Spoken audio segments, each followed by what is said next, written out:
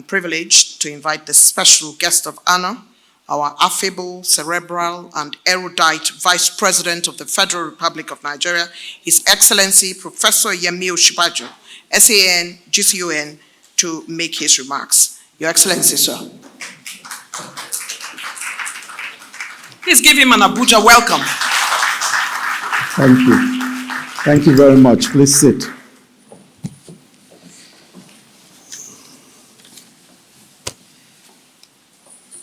The Deputy President of the Senate, represented by Wefi Alex Onwudiamu, heads of federal government agencies and parastatals present, Your Excellencies of the Diplomatic Corps, especially the South African High Commissioner and the representative of the British High Commissioner, His Royal Highness the Etsu Nupe, represented by Dr. Rajab Naibi, the Waziri Haskin Nupe, the keynote speaker and country director of CARE International, Dr. Hussaini Abdu, the executive vice chair and CEO of Kaduna Peace Commission, Ms. Priscilla Ankut, senior fellow, Center for Democracy and Development, Professor Jibrin Ibrahim, the country director for Development Alternatives Incorporated, Dr. Joe Abba, the executive director of Partners West Africa and Nigeria, Ms. Kemi Okenyudo, and the donor, Ford Foundation, represented by the Program Officer for Gender, Racial and Ethnic Justice, Mrs. Olufunke Barua. Our hosts, Professor Bell Ihua, the Executive Director of the African Polling Institute, and the team of the Africa Polling Institute, heads of multilateral organizations and civil society organizations present, honored guests, ladies and gentlemen. Let me commend the Africa Polling Institute for convening this very important forum to discuss the ever topical theme of sustainable peace, national unity, and social cohesion. The selection of the subject could not have been more timely. There is indeed no better time to reflect on the verities upon which our union is built and to put forward ideas that can promote commonality. An abiding feature of being a Nigerian, as we've heard repeatedly today, is our optimism. We are forever hopeful about our prospects. And this is not necessarily a fanciful belief in miracles or some kind of slothful reliance on happenstance or good fortune. On the contrary, our capacity for hope is a creative optimism. Every day, millions of our people, armed with their faith, their skills, their determination, and their wits, take their destinies into their hands, working hard to forge a better life for themselves and for their families. Nigerians of this ilk are everywhere, repairing, healing, building, trading, and doing business. They believe that tomorrow will yield a greater harvest than that of today, and that as long as they have breath in them, they can change their material conditions. It is this capacity for hope that makes us resilient in the face of sometimes very incredible odds, and even in the teeth of adversity. This is who we are as a people, and it is why I believe that we will prevail over today's tribulations. We are an unbreakable people, and in the face of the challenges confronting us, we must remind ourselves of certain truths. The first is that our present challenges are neither unique nor exceptional. Various nations at various points in their histories underwent similar tribulations. Whether it is lifting people out of poverty, promoting economic growth, or securing territory from domestic or foreign enemies, or healing communities, or settling grievances, addressing historical injustices, and forging a common identity in a diverse society, many nations throughout history and across the world have had to tackle these same tasks. Many are still doing so. It is within our power to address these issues and emerge from them even stronger as a people. The second is that despite the divisive rhetoric of demagogues and the utterances of those who may profit from disharmony, Nigerians do not hate each other. And I think we've heard that said here more than once today. Every day, millions of Nigerians of different ethnicities and creeds commingle, make common cause, and forge friendships across our fabled fault lines. They partner to do business, to engage in philanthropy, and advance their political goals. They are trading, they are intermarrying, and migrating across this land in search of better livelihoods. In any diverse society, with such a variety of persuasions and pedigrees, degrees of friction and conflict are inevitable. And while we have our share of such acrimony, the situation does not support the narrative that we're a nation of fragments, condemned perpetually to be at each other's throats. What matters is how committed we are to constructive management of diversity and the peaceful resolution of such conflicts. This is where we can and should certainly work much harder. The fair, swift, and equitable dispensation of justice to address both everyday grievances and long-suffered wrongs is essential for fostering social cohesion. And we heard Dr. Abdul talk about transitional justice and the various mechanisms that can bring that about.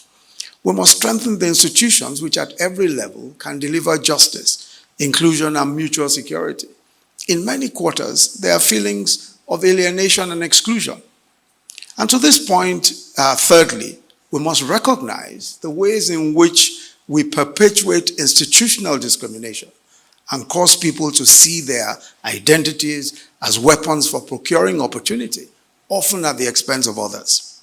We see this whenever Nigerians are denied opportunity on the basis of their state of origin or because they are non-indigents. We see it when a Nigerian that has been resident in a state for all his life is suddenly excluded from admission into an educational institution or an employment opportunity because he's not considered an indigent. When a young Nigerian has served in a particular state during his National Youth Corps year and is suddenly excluded from opportunity because he or she is dubbed a non-indigent of the state. Not only do these practices subvert social cohesion, they also feed profound resentments. All Nigerians, by our constitution, have a right to live, work, and enjoy their lives in peace and safety under the law. The classification of Nigerians as indigents and non-indigents is a form of apartheid and contradicts our declared aspirations towards equality and unity. Our constitution enjoins the government to secure full residence rights for every citizen in all parts of the Federation. And this is an imperative that we commit to as a government across all states and tiers of government. And I think it's important to point out that it is all tiers of government. The federal government does not do admissions in states, does not carry out the functions of state government. State governments have their own autonomy to carry out those functions, and our people live in the states. So it's important for the subnationals and the local governments to see their role in all of what is being said. All that should matter in evaluating ourselves is where we live and where we fulfill our civic obligations. I should not pay tax in Lagos and be considered a non-indigent of Lagos, or for that matter, be excluded from any of the political, social, or economic activities in that state. This is why when we launched our social investment programs, the eligible beneficiaries were selected based on their states of residence, and none was discriminated against on any basis. So if you lived in any local government, wherever you were from, so long as you applied and met the requirements, you were taken on. And that is still the case with the social investment programs, especially the NPower scheme and the several others. Now, this was in keeping with the idea that the only true path to national progress lies in broadening access to opportunity for all Nigerians without qualification. Our constitution guarantees a full portfolio of civil liberties, And it's the responsibility of government at all levels to give life to these provisions. For example, states should, as a matter of deliberate policy, ensure the freedom of worship and provide spaces in which citizens can lawfully erect places of worship. That is a constitutional right. It is a constitutional enablement which has to be enforced at the state level and indeed at the local government level. As we address the challenge of insecurity and the profusion of threats to public safety, we are increasingly turning to multi-level policing strategies and are consonant, and some of these multi-level strategies are consonant with our federal architecture. It's important that the localized security mechanisms being established by subnational authorities are constituted in an inclusive manner and reflect the true diversity of those that live in those communities. This way, the whole community will gain a sense of belonging and, more importantly, feel that they have a stake in protecting their homesteads from criminals. No truly sustainable security umbrella can be built on the basis of exclusion. And so when we talk of community policing and civil policing at the various levels, it's important to recognize that in every one of those communities, we have a diversity of people. So we cannot set up ethnic militias or ethnic civil protection groups and expect that people will feel protected. On a related note, we must also ensure that the actions of criminal elements do not divide our communities and destroy relations that have been built over generations. When a disagreement arises between individuals or a criminal act is committed by one against the other, we must ensure that we see it for what it is, a criminal act which must be punished according to the law and not necessarily an ethnic conflict. Criminals must be seen or treated must not be seen or treated as anything other than as criminals, and certainly not as representatives of any ethnic or religious group. By the same token, it is unjust to criminalize or harass entire communities for the crimes alleged to have been committed by some of their members. No aspect of our jurisprudence ascribes guilt on the basis of ethnic or religious affiliation or punishes groups for the crimes of individuals. We will not defeat crime by dividing ourselves. We can only overcome it by uniting against our common enemy, the criminals who terrorize our people. Fourthly, let me stress that our diversity is not the problem. It is the allocation of access to social, economic, and political opportunities on the basis of identity that frequently foments strife. Because people are compelled to emphasize their ethnic and religious identities to access opportunity, there is a tremendous incentive to engage in polarizing identity politics and to mobilize along even smaller group identities. Under these circumstances, in times of adversity, when resources are scarce, people tend to see their fellow citizens as competitors and rivals instead of compatriots, and eventually begin to demonize each other as enemies. Many of us have grown accustomed to articulating our socio-economic and political grievances in the language of tribal fragmentation and disintegration. It is an inaccurate and dangerous framing of the issues, but this is part of the challenge of having to create sufficient social and economic opportunities for one of the fastest growing young populations in what is one of the world's most plural societies. In this context, many of the calls for separatism and secession are, in my opinion, best understood not as cries for self-determination, but as a desire for self-actualization. I remain convinced that the majority of Nigerians want to succeed, not secede from Nigeria.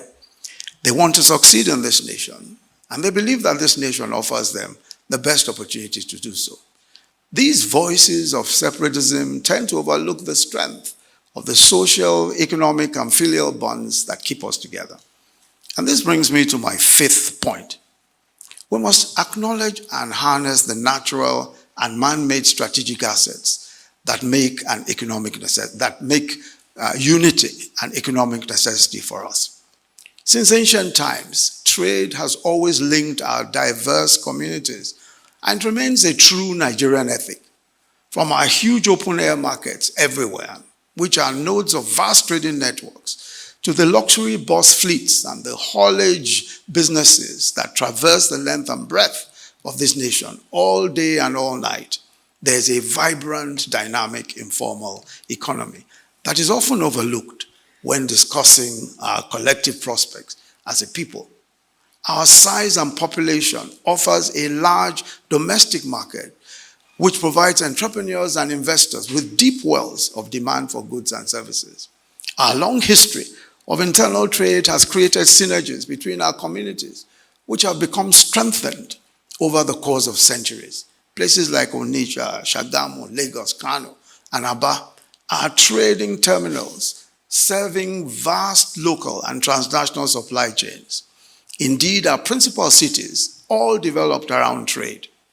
Our size also means that we have a much larger expanse of territory within which our people can venture to seek their fortune. There is now a dense web of socio-economic mutuality that has created strong bonds of complementarity among our people. The truth is that Nigeria has evolved beyond the sort of easy balkanization that is proposed by some separatists. Politicians who continue to traffic in division and discord are behind the times and have failed to take note of how much more integrated our society has become. We're obviously not as united as we would like to be, but national integration is a journey. And I must say that we may well be further along that path. Our destinies have become so interlinked as to be inseparable. This is why this administration has invested heavily and continues to invest in transportation infrastructure, road, rail, sea, and river ports, to reduce the distances between our people and link localities to markets and enable trade, travel, and tourism. All over the world, the dominant tendency is convergence today, not divergence. In other words, people are coming together to create larger and deeper markets, which mean the broadening of opportunities for mutual economic gain. Nigeria has what it takes to perform and operate favorably in this world. Our geographical location has positioned us as a regional gateway. We are at an important intersection between North and Central Africa and the nexus between Anglophone, Lusophone, and Francophone regions. We have access to the Atlantic Ocean and therefore to one of the busiest maritime trade corridors. In terms of geoeconomics, these attributes, access to the sea and therefore not being landlocked, a large territory, and a sizable population, all make the difference to our chances and to any nation's chances of prosperity and growth.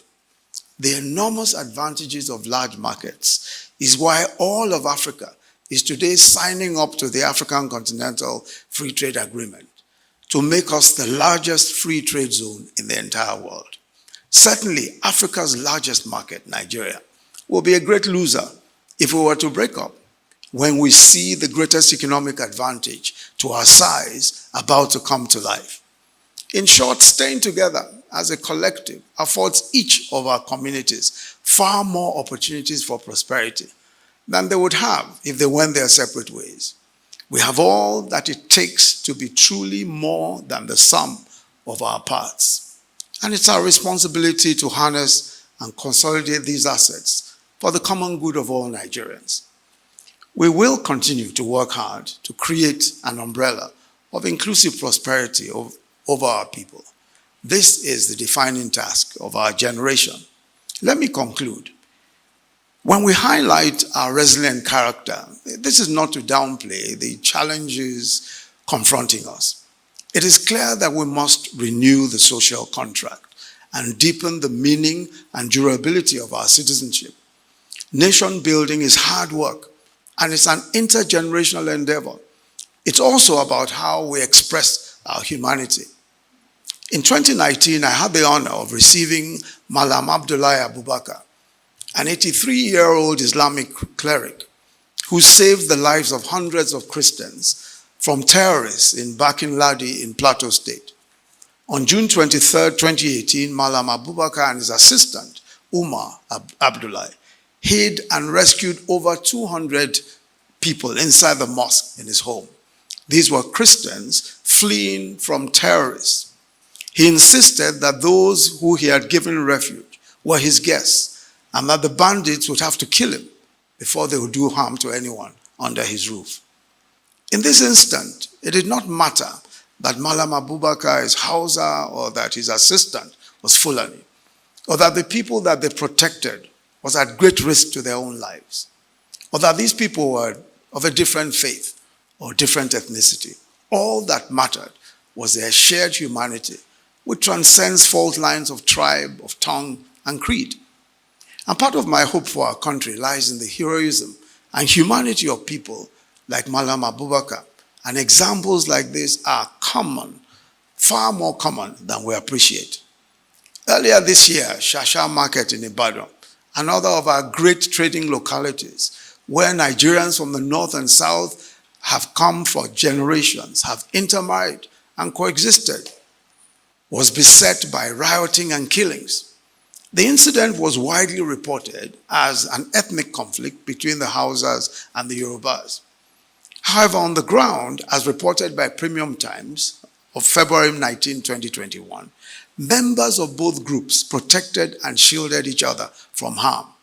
A resident of the community, Alhaji Adamu, testified that it was his Yoruba neighbors who saved him from being killed by hoodlums, and they took him to hospital to receive treatment. Another Yoruba resident of the area, Ronke Aremu, told of how it was her Hausa neighbors in the market that saved her from being lynched, and how one of the Hausa men that rescued her was shot while trying to ensure her safety. Just recently, when Jos was tragically plagued by a bout of violence, reports emerged of how some Christians had rescued Muslims from their assailants. According to the Trust, the Daily Trust of August 16th, 2021, I think it was just last week, one of the survivors, Mohammed Ibrahim, narrated his rescue by a Christian tricycle operator who had helped him, disguised him with a face cap, and driven him out of the chaos into the city, where he alighted at the Jos Central Mosque. The Secretary General of the Jamaatul Nasir Islam in Plateau State, Alhaji Sani Mudi, also testified that some of the victims were rescued by Christians, saying that the first person rescued was brought to the Jos Central Mosque by an Igbo resident. I cite these stories of common humanity and shared heroism to make my final point. In the battle for the soul of this nation, we tend to overemphasize what the forces of hate, terror, and anarchy are doing, ignoring the fact that there are forces of peace and humanity in this fight also, and that they represent all that is good in us. What matters is whether we are building or destroying the nation by our acts and by our words. Neutrality is not an option, and we must pick a side knowing that we cannot build a Nigeria that works for all of us with bricks of hatred. Our resilience as a nation owes a great deal to this truth, that Nigerians are a deep, warm, peace-loving, humane people, and that they are capable of great courage and compassion. Our task as a people, as a collective, whether we be government or civil society, is to strengthen and transform our institutions so that they can better reflect our best values. On this note, I would like to again congratulate the Africa Polling Institute for producing this hugely important work of social research. I have no doubt that the insights it contains will drive a more informed and constructive debate about our nation's present and our nation's future.